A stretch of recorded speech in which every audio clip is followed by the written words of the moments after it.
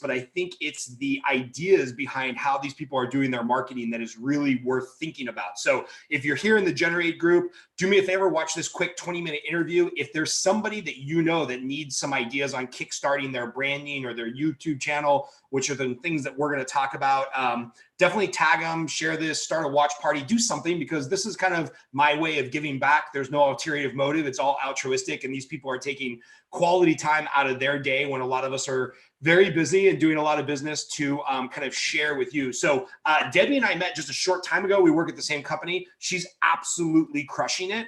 Online, on YouTube, in her local community. Everybody knows her as the Mortgage Mom. She's done an awesome job branding herself that. She was #1 in our Southern California region last month. Her and one assistant closing 30-something loans, which for you, those of you that are not in the loan business, that's an insane amount of volume in Southern California for 1 month. So Debbie, first of all, thank you so very much for being here and taking 20 minutes out of your day. And besides the fact that you're a wife and a mother and a daughter and everything else, what did I miss in the intro? I think you got it all. Yeah, no, I'm happy to be here and happy to share. I think it's, groups like this that people, can take something that's really tangible and try to turn it over and use it and, work to their benefit. And so, I'm happy to be here. But no, I think you got it all. I've got 3 kids and a husband and, lots of nieces and nephews. And let me ask you, where did you decide, like, okay, cool, I'm going to either pick this branding or go all in on this branding, the Mortgage Mom? Because I think people are always worried about, picking something and having to pivot, or like, how should I brand myself? Or what if that turns some people off? Like, what if there's a single dad out there who doesn't do, the loan with Debbie, the Mortgage Mom, because they're a single dad? Like, what kind of first started you down this path of like, you know what, I need to be branded other than just every other fucking loan officer out there? Excuse my language. No, you're good. So the way I looked at it is, who do people trust? I mean, obviously there's going to be those one-offs that don't trust mom or had a bad mom experience or whatever. And, life was rough. I do get that. But at the end of the day, you've got, sailors with mom tattoos and, your kids obviously always love you. And, I've actually got all boys. I have got 3 boys. I don't have any daughters. And, I just know everything's mom, mom, mom, mom, mom, mom. So, I just think that people trust mom, and, it just, to me, just seemed like the right branding. And, I'm doing it, I'm rocking it, and I'm doing loans and carrying a business. And then, I'm a mom too. So it kind of just all went, I thought, really well with my personality. And I think that that's all that matters. There's never going to be a brand that you can choose that's going to make everybody happy. So you've got to go with something that you truly believe in and that you feel good about. And it made me feel good. So that's what I did. And, I'll be honest, I get more phone calls from men than I do from women that hear my radio show and, listen to the podcasts. It's more men than women. And I think maybe there's a lot of men that do call because they know wifey's going to like it. So, it works out. And has that been the biggest surprise to you as you've started to brand yourself and nobody knows your last name Marcoux anymore? They just assume your last name is Mom, Debbie the Mortgage Mom. Has that been one of the biggest surprises, or what has some of the benefits been of, picking a brand and going all in? Because I know you have now, over the last couple of years, you have cartoon caricatures and you have a color palette, and like, it's just really, homogenized and it looks great. So what's been some of the learning or some of the biggest surprises of going all in on a brand? I think that it's just standing behind it and truly putting in everything you've got into it is really what brings it all full circle. So, if you're going to do it, you've got to do it 100%. You've just got to go all in. And if you don't go all in, it's going to kind of quiver a little bit. So, what I found is when I tell people on my show that if they call in, they're going to talk to me, they really do truly talk to me on the phone. I'm the person answering. I'm the person that's talking to them. Obviously, I've got my little team working around me that is helping me to, drive that business across the finish line. Let's face it, Heidi's getting most of it, into the starting position. But at the end of the day, they really are talking to me. They're hearing from me. And that's what's making them comfortable out the gates and making them want to do that application and work with me. So it's just having that 100% confidence in what you're doing and, and creating the plan. If I didn't create the plan and then execute on it, I would still be kind of, shaking in the wind. So, knowing that this is how I'm going to structure it, this is how it's going to happen. I'm going to take that appointment. I'm going to schedule my day. I'm going to use my calendar. They're not going to talk to me in between. I have to focus, these hours on creating the new business, these hours on talking to people, and having confidence in myself that when that phone rings and, my assistant picks up the phone and says, well, she's full for today, but we can schedule you for tomorrow. I have to have that confidence that that person's going to wait for me. And so I think that that's the biggest thing that I have found that has really jumped my business to the next level is, if I've got an idea and I think it's going to work, number one, I have to execute on it. And number two, I've got to give it the time to let it work itself out and see if it works. It can't be like one time where I say, okay, I'm going to do schedule. And then I don't do the schedule because I'm worried I'm going to lose the deal. Now I just broke my schedule. Now I just lost all of the confidence that somebody had in calling me, and there's no way they can get in on an appointment same day. Trust me, that works. Yeah. So I want to pull back that layer a little bit more because I think this is really important. And by the way, if you're watching this on Facebook, YouTube, you know what to do, right? Like I want this to be a two-way conversation. Leave a question for Debbie. She'll either answer it live here during the stream or afterwards. Click the like button, do a bunch of that stuff so that, we're doing this for altruistic purposes, but we want to know that somebody's listening. So, you mentioned that idea of like your brand has to stand behind how you do your business and your business has to stand behind how you do your brand. And you went into something really interesting there. When I think of mom, I think of always available, right? Mom, can you do this? Can you do that? Mom. And you're saying, no, it's okay as a professional to say, look, this is my schedule. This is when I take calls. This is when I take calendared events. Tell me a little bit more about how you're setting that up, how you're structuring that, how you're sticking to that, because I think a lot of people watching this, especially if they are not as fortunate as us in the mortgage industry, and they're maybe coming back to business and they got to make a sale to close a deal, right? I think it's so hard for a salesperson people to just not be, okay, I'll jump on that call. Okay, I take that. I'll do this. I'll do that, and never live by a schedule. So can you talk to us a little bit about how you really said, okay, enough's enough. I'm going to have a schedule. That's going to be my brand. We're going to be professionals, and we're just not going to be available all the time to everybody and all things. Like, how do you do that? Because that's a big leap for sales professionals. It is. It's hard. So what I always tell everybody is, number one, it's the very first consultation call that I want scheduled, because I want to be able to have you on my calendar, and I'm setting my time aside for you. So I want to have my focus and attention on you. And when I have that first conversation, I'm taking notes. I mean, let's face it, we all get very busy, and it could be somebody that I talk to that 2 months later, they're finally ready to do the application. Well, how do you remember that person? So I've got a very strategic, I've got my Remarkable, and I take all of my notes and I take them in the exact same pattern every time. And when I'm done, they all get filed into, a OneDrive folder that we can then, once an application comes in, drag those notes over. And I just tell the people, look, it's this first call. I've got to get this information down. I have to understand you. I have to know what you're trying to do. And from here forward, it's just a normal working relationship. You're going to call me if I'm on the phone. I'm going to call you back. If you email me, I'm going to respond right away. There is nothing that is any different between me and any other loan officer other than I want that first conversation that we have to have meaning, and for me to truly give you the devotion that you need to make the rest of the transaction go smoothly.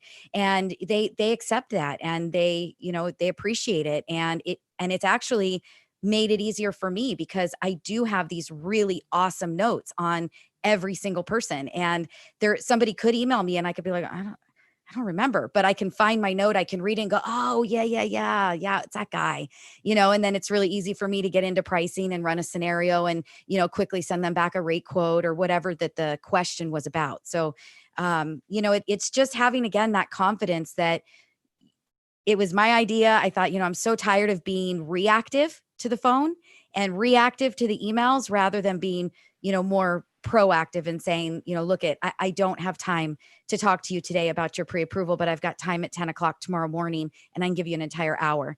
And they seem to appreciate it. So it's worked out. Wait a minute. Are you telling me that if you act like a professional, people treat you like a professional? Yes. Yes. Yes. It does work. It does work. Crazy. And I know this is kind of going back in time a couple years, but maybe can you just talk through where did you start with the branding? Was it a font or a business card, or did you just start introducing yourself like that at parties? Like, what's kind of been the evolution of the branding to where now anywhere anybody Googles you, they're going to find the mortgage mom? But I know that didn't happen overnight. So kind of what were the steps if you can kind of go back in time? Yeah. So, I've always been, a little bit more brave and, willing to jump into, new ventures. Right. And so I was leaving the bank. I was a branch manager at one of the big banks, and I was leaving the bank and getting into the mortgage banking world for the first time. I'd never done it. And I was bringing, basically my whole team, my branch with me from the bank, and we were all moving into mortgage banking together. And my whole thought process was, how do I get leads for these guys? I mean, we're leaving the bank. They don't have their tellers anymore. They don't have, those bank, churn them and burn them refinances. It was, kind of heavy into HARP time when we were doing a lot of HARP refinances. And so I was trying to come up with a way that I could provide my team with leads and, a way to bring in some business to hold them over to withstand while they went out and tried to start to forge and create new relationships. So that's kind of where the radio came from. And I actually hired somebody else to do a show for the mortgage company that I was working for a branch. And I just didn't like his personality. I didn't like the way that things, that he said things. It wasn't the way that I would do it. And so eventually I just said, you know what? I could do this show better than this guy's doing it. And I'm paying this guy to do it, and I could do it for free. So it just kind of evolved from there. I literally, talked with the radio station that I was already paying for, the once a week hour show. And I said, would you guys be willing to allow me to do it? I know I'm not a radio personality. I know I've never done it before. And, this is what I want to call it. And they just said, yeah, we would do that. We would allow you to do it. And I said, really? And they're like, yeah. I'm like, all right, well, let's go. And I just kind of jumped in with 2 feet, and it just became Mortgage Mom Radio. And it's evolved over time. Obviously, I was paying for a show that I was doing that was 1 hour a week, and we'd get some calls during that hour, but then it was gone. So then it's evolved into, well, why would I do that if I'm already doing the show? Let's record it. Now let's put it on podcast. Okay, well, if I'm going to do that, and I'm doing the show live at the studio on Saturday morning at 7 a.m. Let's just buy the equipment. We'll do the show live on Wednesdays on YouTube. And then we'll take that show and we'll send it to radio and we'll send it to podcast. So now we're hitting 3 places with 1 hour show and still the same cost. So, it's just kind of evolved over time, and it's gotten, more and more known. And, that's what brands it. But it was kind of an interesting way that I got into it. And I want to talk about that a little bit, because I think when people think about this, one, they think about doing it for a month. So a month is not going to get you any type of positive traction. Between the radio show, the evolution into the podcast, the evolution into, broadcasting live on YouTube. How long have you been at this all in? 6 months, a year, 10 years? No, July of 16 was the first Mortgage Mom radio show that I did on radio. And so, we've got about 3.5 years now. Podcast started about a year and a half ago. It's about November of 18 that I actually, it took me that long to come up with the brilliant idea that I could take this sound and put it to podcast. And then YouTube, I really just started this year. Last year, I started creating videos that were home buyer workshops that, I could tell people on radio, go listen to it if you're a first time buyer and you want to learn more, education is key. And then I just realized, if I'm doing all of this, like, let's just record them live. Why not? I do them live anyway, and we don't stop, and, we don't fix our corrections or change what we said. We just, keep going. So, it just kind of evolves, but it takes a long time. I can tell you that for the first July of 16 to about, I would say probably June, July of 18, it was pretty rough. I was getting enough business out of it that it was breaking even. We definitely weren't in the hole, but we weren't above and beyond. And after that 2-year mark, then things started to get better. And so it really is like the Empire, commercial, the carpet commercial, right? Everybody knows 588, right? It really just takes time, and it's got to be there to the point that, like, people hear it and know who you are, and the sound comes on for the commercial, or the sound comes on and they're waiting for it. And it just takes that time, but you've got to stay diligent. So if you could go back in time, Is there anything that you would have done to accelerate that return on investment? If somebody's thinking right now, like, yeah, I've got a great idea, or I want to be the local area expert in hot yoga, is there anything, well, maybe hot yogas are easier to sell, a bunch of girls in spandex, I don't know. Right. Is there something that you would recommend if you went back in time and said, hey, okay, you're going to start a YouTube channel and a podcast and maybe even some pay to play type radio show scenario? Is there anything that you would have done 3 years ago, or maybe a top 2 or 3 things you would have done 4 years ago that would have helped that trajectory? Yeah, I would have actually just started it all at the same time, because the traction that I've seen that is growing is in the podcast and the YouTube piece. People that listen to the show on Saturday morning at 7 a.m. And they call all the time and they say, I hear your show all the time, but it's people that are driving into work, or they're already working, they're getting off a night shift, they're going in for an early shift. And those are the same people that are listening over and over again. So I would have actually started the podcast and YouTube sooner, so that people that weren't just that on that one radio station during those hours listening to that radio station, that was kind of like my audience, right? It was the only audience that I could get to. So I would have actually probably started those two earlier, or maybe even started with the podcast and YouTube first, and then, maybe brought it to radio after that. I'm not, I don't know. The radio really does help accelerate things, obviously, because you've got people that are in their car ready to listen to a song, and they're having to listen to the Mortgage Mom. And then they find that it's, kind of cool, and they listen and they like it, and, it gets them all excited, and they start calling to buy a house. But, I would have definitely started those other two much, much quicker. So, it's interesting. I think when we start talking about YouTube and podcasts, those are now measured on the millions of views, or the billions of views, or the 100,000 of views. And I think a lot of local professionals like you and I, who have big aspirations, we kind of forget it only takes 100 fans, or maybe 1,000 people in our database to really sustain a great living. Yeah. If you have 1,000 repeat customers or 100 referral sources, like, you're just crushing it in most businesses. So what have you found, like, without measuring yourself to Joe Rogan, who gets 100 million downloads a week, what have you found in that YouTube journey? Like, how is that helping you be the local celebrity, so that, we live in the same neighborhood, and if somebody in this area is going to get a loan, they're going to probably get it from you instead of me, because you've branded yourself. So what have you seen as the value, the return on investment on being branded and having that, call it 1,000 true fans?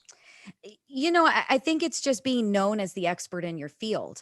That's the biggest piece. And it's funny because it wasn't like that for a long time. I mean, it's really just starting to get there, and I'm 3.5 years in, almost 4. This July will be 4 years. It's just starting to get to that point where, my kids go to school out here, and they've been going to school out here for years. And I've got one that is a freshman in high school right now, and one of his friends called the other day and said, "Hey, wait a minute, Mikey, is your mom the Mortgage Mom?" And he says, "Yeah, why?" "Oh my goodness, my mom said she's the bougiest loan officer there is." And I asked Mikey, said, "What does bougie mean?" He goes, "That's good, Mom. It's good. It's really good." So, it's just starting to get there. So I think that the biggest thing is just that, you've got to stick with it. It's that consistency that's going to bring it full circle and keep it going. And the other thing I forgot to tell you that has really, really changed a lot is, at the beginning, I was obviously trying to implement my CRM, and, trying to make sure I was putting data and information into the CRM, but it's garbage in, garbage out. And it's only going to do as much as you're going to actually put the time and effort into. And that is a piece that April of last year, so we're going on just about 12 months, that I really picked up and said, this has got to be like my Bible. And everything goes into that, from the person's information to, the first phone call, they go in as a lead. Second phone call, when they're going to apply, they go in as a prospect. Application comes in, they're in as a pre-qual. And it's, they go into application phase, and I've got everything, the property that they're buying, the interest rate that that they're getting on that loan, the date that it funded. And now I've got a tool that I can go in and I can start to use to figure out who's got a higher interest rate right now, who should I send an email to. And they're getting my newsletter once a week that has my podcast in the newsletter, that they can click right on it and listen to it. And, talking about watch us live on YouTube on Wednesdays. And so that CRM, I think, has started to truly blast it to the next level on top of then all of these other different avenues. And you've like, it's just learning. It's all about learning and trying until you get it right. Yeah, I'd love to just ask a couple follow-up questions on the CRM, and then we can then jump off. I know you're limited on time. I've read some stats that on high ticket items, cars, house purchases, mortgages, basically Rolex watches over $10,000. When people buy something of a very high ticket, price, they say when they're surveyed, oh yeah, 85%, I would use that person again. But then if you go forward 5 years into the future, did a client use the same realtor? Did they use the same lender? Did they use the same, watch dealer to buy their next Rolex watch? It goes down to 11% retention. So how much do you think being branded as, the mortgage mom, sending out the newsletter, getting serious about your database, how much do you think that's helping you on retention? Or maybe a better question is, what percentage of your business is past clients and past client referrals versus being that salesperson that has to reinvent the wheel every single week? Right. So again, I think that since I really started to really heavily push on that CRM, I can see that my retention is getting much better than it was before. Closing up somebody's loan and saying thank you and, then never reaching out again, you're pretty much going to lose it the next time. You're not going to keep it. This is actually, I can see the retention and I can see that people are saying, hey, I just referred my, daughter to you. Hey, I just referred my, boss to you. And that is starting to go. And so, and again, I'm just kind of changing everything about the way that I work. It's all very customer and client based. So, where I used to say, thank you, pick up the phone and make a phone call or send an email, we're literally back to old school handwritten thank you cards.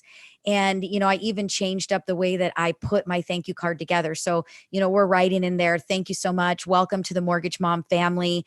Please know that, our transaction is not over from here. I'm here to support you in any way that I can now in the future. Any questions, mortgage related, real estate related, just call. You're part of my family now. And in my card, it's got a picture of me and my kids.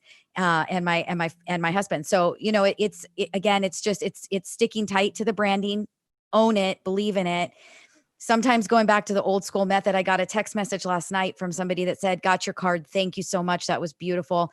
It just trying, I'm just trying to do it right, and I'm just sticking to it. But the CRM is definitely changing that retention. I would say that my retention has probably gone up probably 40 or 50% since I've really started to, really dig into that database. And I know we've got Riddy and Carly and Warren, a couple other people logging on, Tracy. And I know anybody in the financial service space is going to ask the question. So I'll go ahead and ask it. What CRM are you using? Because that's the fight that everybody sees on every sales group everywhere. What's CRM? What's the best CRM? So just go ahead and tell us, which one are you using? So I went with the most basic CRM that there is. It's called Whiteboard, and it is literally just 100% built out. It is mortgage only. Everything that is built out in it is already related to mortgage. Every campaign that they have is all mortgage. Every email that goes out literally looks like I'm typing a personal email from my computer. It doesn't look like it's a big fancy newsletter in any way whatsoever. And it's working for me because I think it's just so simple. Perfect. Last question, then I promise I'll let you go. Yeah. My concern about this is there's obviously a difference between marketing and branding and actually lead generation, right? So, right. You can put out as much great content as your heart desires, but if you never actually ask for the business or make the phone ring or close a deal from it, then, it's all altruistic. You might as well learn to be a painter or something.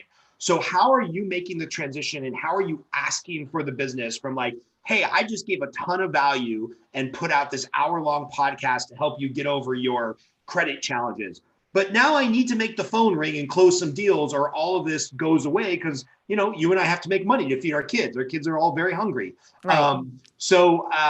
Where do you make that tactful transition from like branding, give to like, okay, pick up the phone right now and use me for your mortgage? Like, where are you making that transition? And then we'll end on that note. So if you're talking like inside of the actual show itself, I do commercials and I go to commercial breaks, and I actually have created commercials that get inserted into the podcast and the shows. And so those obviously just run, and those are asking for business. They're just simple commercials that run. But I always, I'll do the show for about 10-15 minutes. And every 10 or 15 minutes, I'll stop and I'll say, okay, you guys have any questions? You want to get on my appointment, you want an appointment with me, you want to get on my calendar, all you have to do is call. And I give them the telephone number and, how to find the website and my phone app and, all of the different things, and then get right back into content. So I just kind of like easily slide. It's just sort of a transition. It's a nice little pause from information that we're providing. Hey, up next, we're going to give you this. But in the meantime, you want to talk to us, you want to ask a question, throw it in the feed, give us a call, subscribe to the channel. I just kind of like go through that whole piece. Now, if you're talking about when a person calls me and they're talking to me on the phone and how do I close them? Well, to be honest with you, I don't really have to do much closing at that point. They've heard it all. They've listened to it. They're calling me because they want to talk to me. I'm having my normal conversation that I'd have with them with any borrower whatsoever, no matter where they came from. And I always tell them, and they say, okay, well, what do I do next? And I say, look, if you want to work with me, I'm the least pushy salesperson that there is. 100% hands down. I'm on your time. I'm going to work on your time. When you're ready, do it. I'm not going to be that person that's going to tell you if you don't apply right now, you're going to lose your rate. That's not the way I work. I'm going to send you an email. I'm going to give you a link. You're going to apply for the loan. When you've got everything uploaded, every document, and your application is done, I'm going to get to town and I'm going to work on it, and I'll get you locked in right away. I'm here for you. When you're ready, give me a call, let me know. And that actually seems to go over far better than the pushy person that's trying to tell me, rates are going to change if you don't apply right now. I don't sound hungry for it. I don't sound desperate for it. And it seems to just build, I think, additional credibility selling it in that way.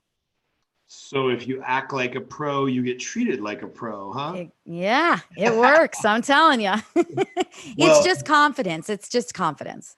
Debbie, I got to tell you, I think the world of you. I think your branding is awesome. I think the journey you're on with this podcast and the radio show is kick-ass. I know that you're a pro. There's so much myself and other people in and outside the mortgage industry could learn from you. So where should people find you on YouTube, subscribe, Facebook? What's the easiest way to stay in touch with you if they want to see kind of what your angle is and what your vibe is as the mortgage mom? Yeah. So every Wednesday at 5. So today at 5, I'll be live on YouTube. It's Mortgage Mom Radio. Everywhere you want to find me is Mortgage Mom Radio. The website, the podcast is right on the website. So mortgagemomradio.com. You can Google me, you can call me, whatever you guys want, but everything is Mortgage Mom Radio, whether it's YouTube, Facebook, or the website. Love it. Well, I will talk to you soon, and maybe I'll be on today at 5:00 from the pool watching the Mortgage Mom. I love it. I love it. More people that can watch, more people that can ask questions. That's how we get the information out there. So that would be awesome. Perfect. We'll talk to you soon, Debbie. Thanks for being on. I really appreciate it. You're welcome, Scott. No, thank you. Thank you for having me on. I really appreciate it.